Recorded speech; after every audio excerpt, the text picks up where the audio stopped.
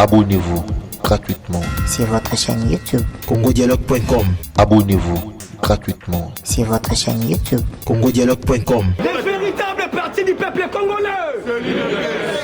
Les véritables partis du peuple congolais. Les partis du peuple congolais. Les partis de la masse.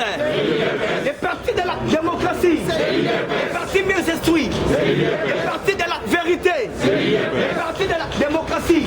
Les défenseurs des droits de l'homme. La défense et sécurité. UDPS viva. Merci mon père.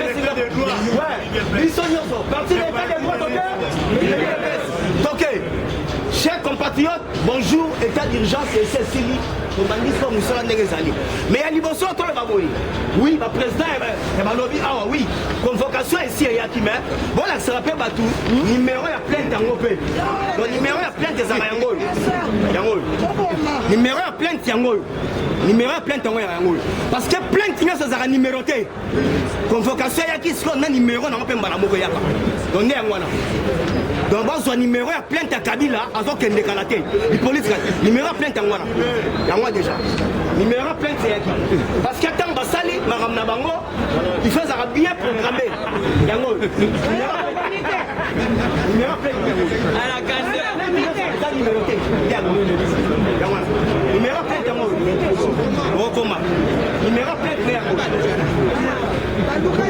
numéro plein de vous la lit. Est-ce que vous avez plein de dans mon numéro plein de bimi dans mon numéro plein de bimi Kagame alobi mutaliboso alobi président Félix nous avons au Kenya Belgique au Kenya pour livrer Kabila et reste ma président Abisso Wana l'aigle du Seigneur, Wana Nzambe. Yo Kandenge à répondre Kagame diplomatiquement parlant. Alors non, mais c'est Kagame. Ils allaient ngate. Ils allaient ngate. Ils avaient acte posé. Ils avaient acte posé. Oh, il y a Salaki. Avant la commune, ils vont conduire la chef de l'État RDC. Donc, ils avaient acte posé. Oh, il y a Salaki. Il y a moi et Séni. Donc, c'est Pays-Baya. Vous voyez. Deuxième jour, Kagame a quitté les sous. Kagame a lobby. Notre président, ce qui vraiment, yo, aux autres qui l'ont eu, Salatu, l'on a plein de Wana au bassin de Kabila. Parce que Kagame a dit que ça a été intérêt. Bon, on dit que le militaire rwandais va faire un alarme. Il est vivant. Alors, l'on a plein de Kabila à partir de ces pays, et puis il y a une guerre dans l'Est. Dans le niveau où on est, donc il y a un moment là, il y a des Kabila à Kangami, il y a des fois à Kangama. Et loco, et ça a Kagame avant dans la peau, ça a déjà un Akibokonzi. Mais normalement, au Kenya Kabila, ils allaient shit pour Kagame. Il est vivant. Match est habillé. Viva! Match est habillé. Bon, c'est pas toi qui as foot. Internet. Tu regardes la foot. Match est habillé. Match est habillé. Tu regardes la foot. Tu regardes la foot. Voilà c'est quoi. Mais qui vit balai quand il a terrain. Donc on dit que non, FCC pas sa majorité. À l'arbitre on dit que non, FCC il faut pas favori. Parce que FCC parce que va grand jouer trop. Et puis match en et Betamagi à domicile. Dans ta terrain FCC. Tu vois, quand on match est bandit, on t'a bien. Quand on match est bandit, il n'a foutu les amateurs. Il toque. Quand on match est bandit,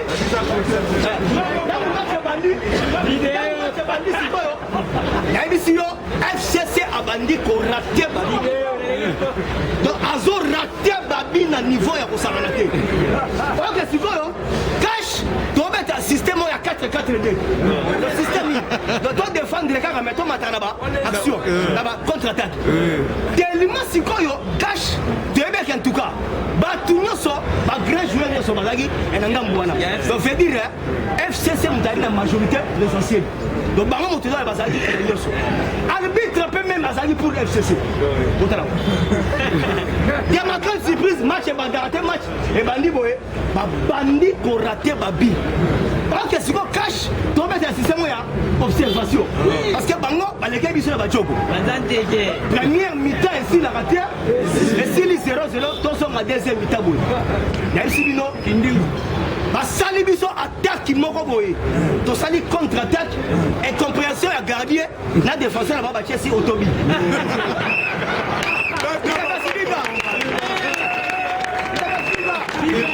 Match ça continue toujours. Voilà match bandit. Donc comme il a 72e minute, Gary Saka face à face a raté. Beta. FCC va menacer toujours. Bazo raté Babi ya Kosakala. La 65e minute, Jean-Marc Kaboun a fait Bango bien Moussika. Wow, 2-0. Il est pas si viva. Bazo comptait toujours. Tellement FCC, parce que la majorité de l'émission, parce qu'on taquait, qu'on ratait un élément. La 67e minute, l'arbitre tellement à la canaille. Pour biso FCC, tu vas la barre photo. Non, cache non, mais mec, barre photo pamba. Avec on fait ça, penalty na FCC, la 68e minute. Entraîneur Abino, le rôle là, on ratait trop.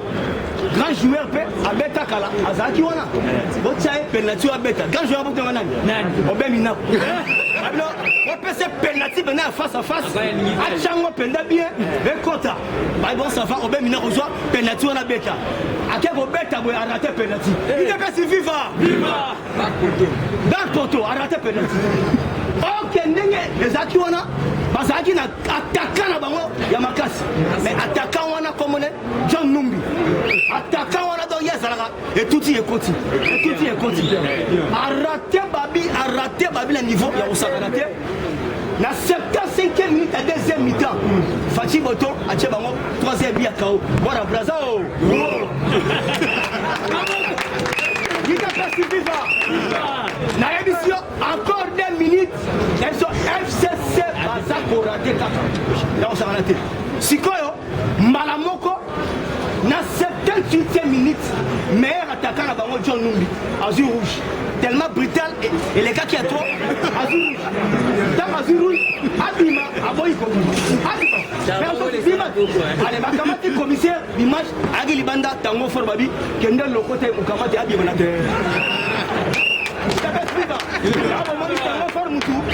Alors quand tu John Numbi, vous n'avez pas vu. Voilà un mot pour qui fallait tout simplifier, mais Bino, il y a le gardien. Tango forme de Ney à l'occasion de la carrière. Donc Yango est bon qui États-Unis, Babi a fatigué Betombo. Babi te, Kamata Tango fort, Yoson dit c'est place Wana. Parce qu'il y a une mission mobile. Yango Tango fort à Sali. Na quoi de presse à Biboy. Na commis Pemben ya Mokonzi. Fonateur Sao Mokonzi alors. On a chité Ezaboy. On a chité. Il a pas suffi. Bon ça la boy. Martin Fayoulou n'a montré musique la semaine prochaine. Donc Sengi et Nabino boy.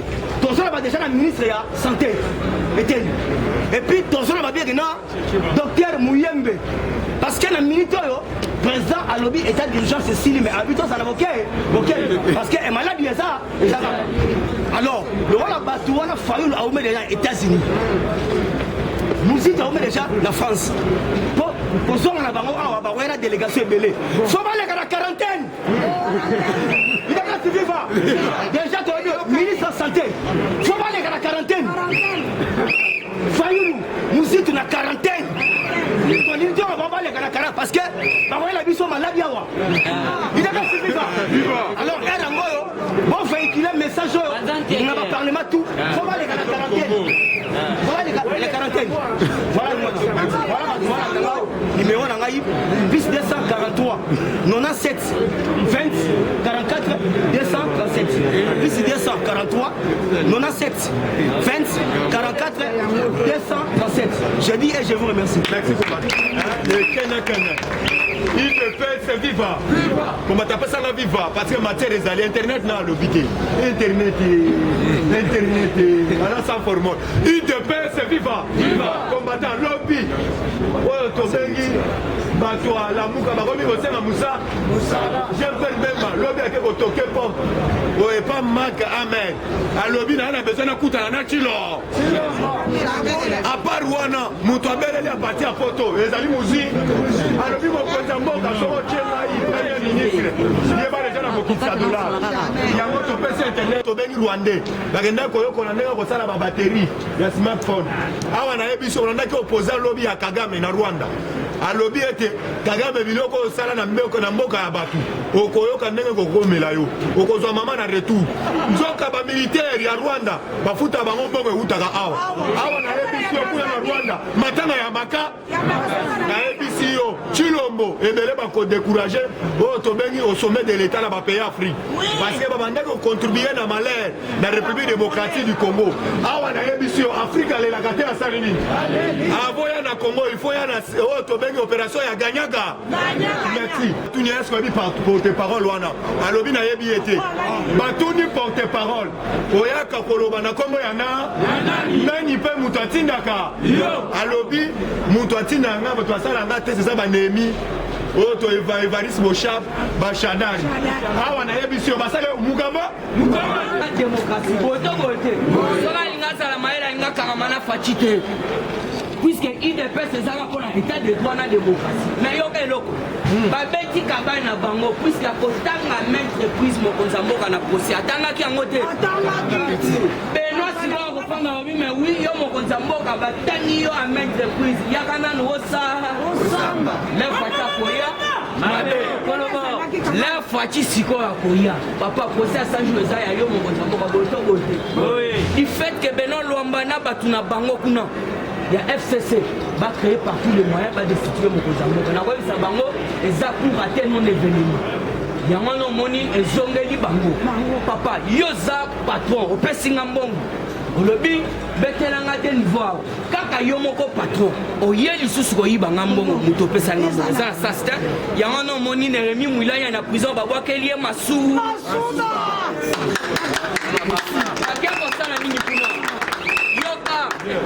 Mouila ya uti ko solana caméra sport ake ko kutana na Henri Magie. Fatibe. Bobo salate Henri Magie wana nde muto aloba ya azala ki deuxième candidat deuxième pion na biso. Biso nde tochaye wana sala outrage contre chef de l'état. Comme raté ko sala outrage contre chef de l'état. On a dit 3 journalistes aux arrêts. Merci. Oh la présidence. Et quelques journalistes à présidence ba bengani bango. C'est bon. Mettez pas pour combattre.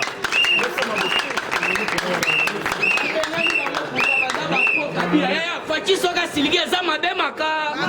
Yo kanga na information pa maman. Alobi Fati c'est depuis son enfance. Azala ki mutu bolingo makasi. Il partageait avec tout le monde. Et là quoi banda ko lingate. Entourage na ende azabo ya yo ki ke batake bien merci. Yaya yo kola la te. Ayo ki ke babundisi bitakuira. Donc akola la te. Likambwana kozwa yango akomisi yango propre. Tala bolingo. Donc Fati encore makina point ya ko vider mal na ya bilamba ya ko kabela baninga. Donc azala ki na bolingo depuis son enfance. Mongo bazala ki continue pour futa minevoit azako sunga ba maso baza un peu na ba mo ba litige. Yeso qui est sili afandi na yazo c'est le type papa Etienne qui se kedi ko ravitailler. Yoka bolingo wana. Yoka siko maman makelo alobi. Alobi mais le match chez lui ce gars sili za mabema. Merci. Ce gars sili qui za mabema kasi. Ya on mon FCC plaire. FCC Valérie. Yamano moni nde zaboye. Mende batuna ki natanga tonatanga te. Yoka eloko menda batune papa. Yo monite nde zana batwebele ya kana bino il faut ba que CPI menda lobi boy. Yoka la mère mende sur la plainte contre Joseph Hippolyte Kanambe. Comment on appelle ça Joseph T? Hippolyte Kanambe à la CPI. Yoka lobi boy. Il est normal que ceux qui ont fait couler le sang puissent s'en rendre compte devant la justice.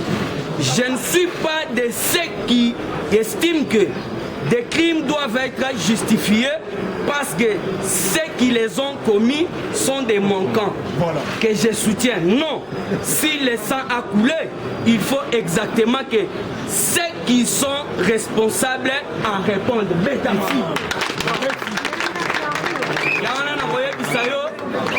Yaya, nakoye bisayo, tokomi na dernier virage. Virage tosa, soki oyebi politique teta la basini.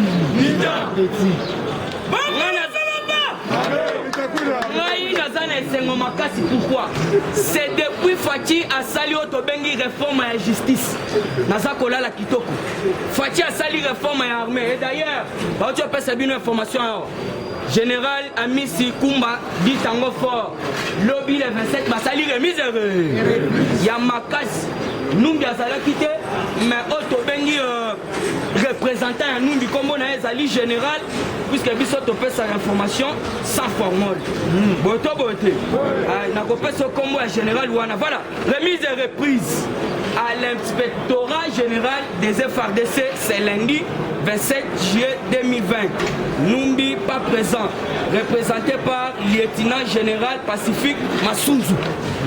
Parce que ndenge zaboye Fati a pesaki déjà ba mezi mususu na armée. Yangano yoki na minute na koye biso même ma caméra. Information to pesa bino za sans formol.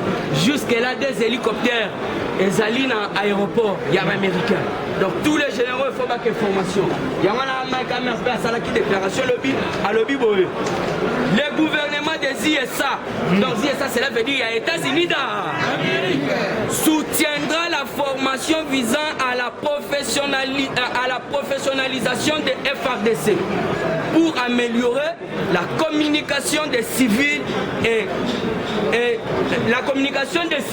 accroître le respect des droits de l'homme des Congolais vivant dans la zone touchée par l'instabilité. Cela veut dire quoi? Yaya, awa nazoye bisayo makambwebe. Yoka, puisque la kingaka tobanga soute. Attaque carcasse alisa ses assoute. Attaque carcasse alisa. Yaya, Fati Azali président Oyo, plus sage. Hein? De plus que tous les présidents qui ont connu la FDC, Fati Ben. Signature Yasuka Mboko na Eb Sarabino et Fati. Puisque ce qu'on t'a bien, Azolanda Kaye de charge à Papa Etienne qui se quête. Et puis jusque là, Azali Koyebi Sabino, Moutouata mon côté na Congo, à l'équipe Fati la diplomatie. Là je vous dis, papa Nangai sans vous mentir, t'as bien. Moutou a fallu permettre un docteur en droit, autant d'années. Moi, un docteur en droit, Moutou a tangi ça, l'état de droit n'a de mots. Démocratie. Yaya, Angers Otobengi, moi, je suis là comme on est à la reine d'Angleterre, à Kamusanga, au sol solo la reine d'Angleterre, bah, pèse 50 minutes.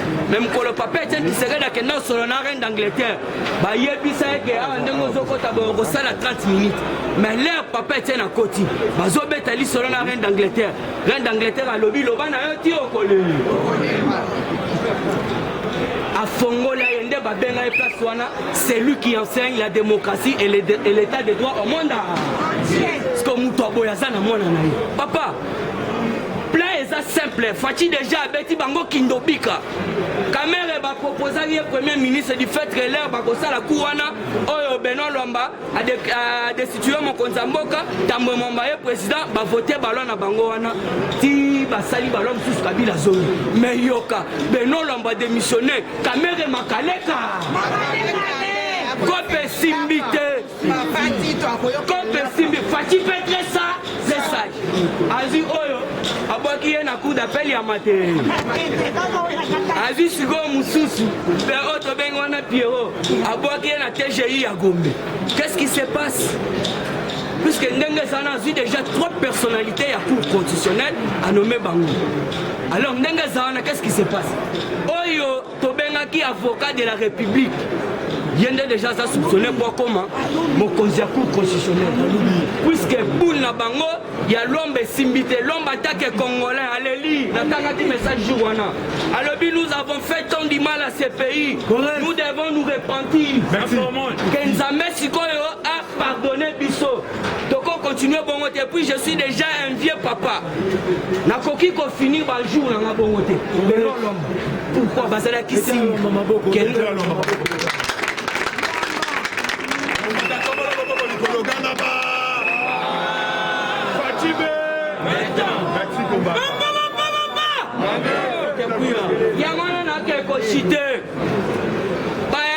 papa église catholique, bima na une église catholique.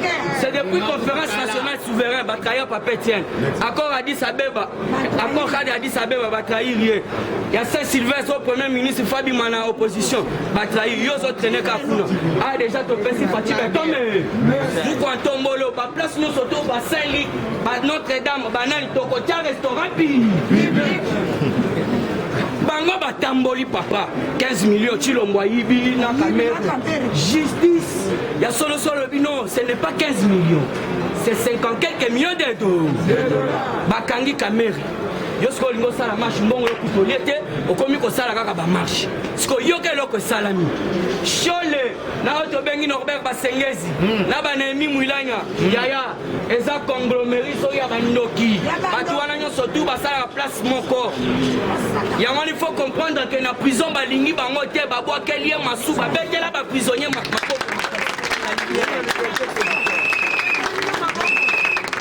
yo fandona lobi kamera pona nini azongi lisusu na audience keba bako bakisala bambu ya yibimbo yaya lobi na ebisaki bino talaki banda bakanga mutu wana baza kozwa lisusu information afati batonto puisque kamera nde mutu abandaki kobimisa tous les informations fatia sala likambu boye déjà c'est bini fatia sala boye déjà c'est bini alors faut comprendre que banda bakanga ye baza koyeba position ya fati te et puis covid esiline après puisque na minute on a koyebisa yo kamera soka ke kuna ba obakisele bambula olanda kite otobengi Jamal Samit alobi yende mutu abanda koyebisa ngana zalaka traité na kotisa mutu makasi puisque aza quelqu'un mutu munene mboko bakotika biso alors mokonzi mboka ngana na 35 millions de dollars batika ngana silisa musala yango no moni a précipité akeye kuna alors nde zawana yaya fanda no kimia batela no mulimbo na yo bakotika kamera te ata mokolo moko te alors faut pas comprendre eza motema mabe bato balingaki faci te nga nalingi na chite bato balingaki faci te batambwisi yawa bainformation nommé pantin placebo lelo baza wapi au sein de l'armée faci a nommé la justice faci a nommé etikali seni wana puisque fati déjà ça tali alobi mabunda yo libala no ya siganar na rosar na lingi yango te kende na yo dissolution yango na tala te papa na minute o chilombo soka lobi dissolution assemblée yeba no ko kokota déjà na vigueur puisque ndenge sana na cour de cassation mutu na bango azalaki wana na lomba mutu na bango azalaki lomba lobi ngana azalaki kaka salabo fatia le but du sous ensemble tandis que bango baza papa bako reconnaître que FCSF soso aza otobengi parti politique te eza plateforme politique et puis eza na ba parti politique na kati ebe baza majorité te nde ba komi donc ba plan ba loi surtout anticonstitutionnel il fallait ba voter contre Fati en faveur ya Kanambe et kozala ni ça to soutenir Fati to linga Fati apesi déjà meeting de pona ba aller la dollar kala mingi te bokoyoka son social ya mboka kala te zo banda na koyebisa bino déjà États-Unis aza prêt kala te bakobanda na mois de juillet kosala ba smartphone ba biloko ya makasi congolais abande déjà koutiliser yango et kozwa oto bengi 10 millions d'emplois betele kiloko kombata kongana kokende te awa twana barangele bele UDPS viva toyebisaki bino RDC so ezwi développement yeba déjà Rwanda kolela na munoko yambo. Abonnez-vous gratuitement sur votre chaîne YouTube. congodialogue.com. Abonnez-vous gratuitement sur votre chaîne YouTube. congodialogue.com.